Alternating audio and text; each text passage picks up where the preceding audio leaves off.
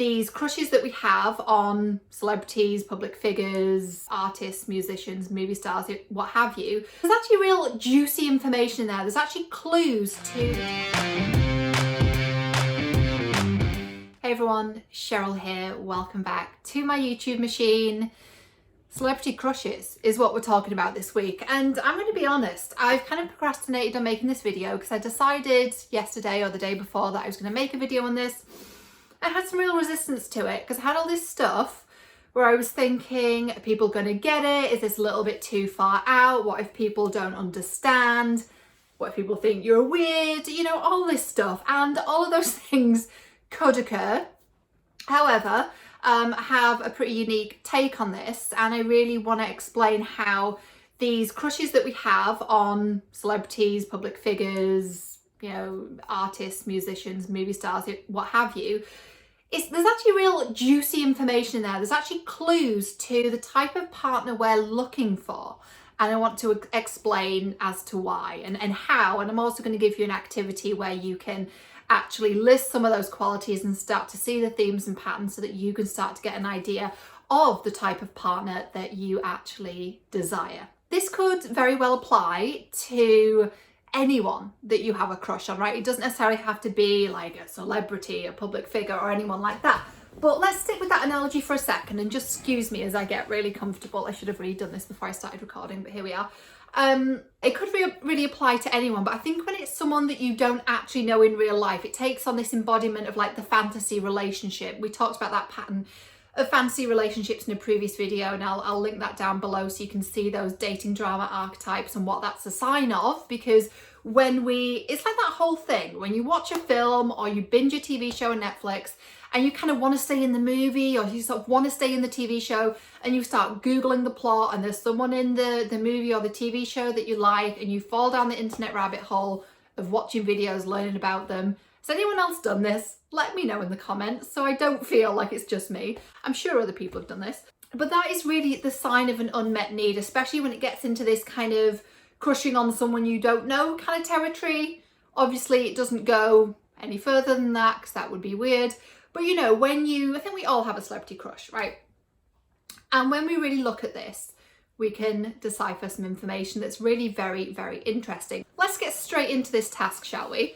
So what I want you to do is think of the last 3 celebrity crushes that you had. The 3 most recent, or the 3 most prominent, or the 3 most enduring, whatever resonates for you. Pick the top 3 celebrity crushes that you've ever had. If you can't think of a celebrity crush, then you could use, you know, Tom from accounting or whoever, but that starts to get into more real relationship patterns.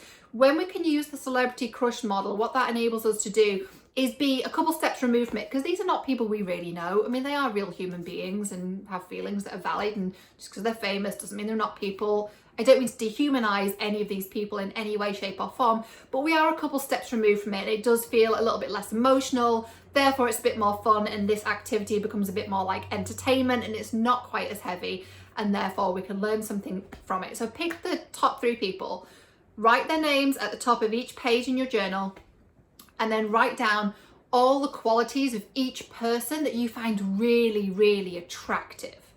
Write that all down and pause and come back when you've done that. You can keep watching if you want, but there's a spoiler. So once you've done that, I want you to look down those lists of qualities and strike off any qualities that are not healthy. So if it's, oh, this person's always in trouble with the law and I find that really sexy. I mean, there is some information in there for you for sure, but that's more about, you know, attracting the bad boys, and that's another video topic for another time. So strike off the ones that are not healthy, because we're not going to focus on that. But what I want you to do is to look at all of those lists, those 3 lists, and can you start to see any themes, any commonalities within the qualities you've listed for each of those 3 people?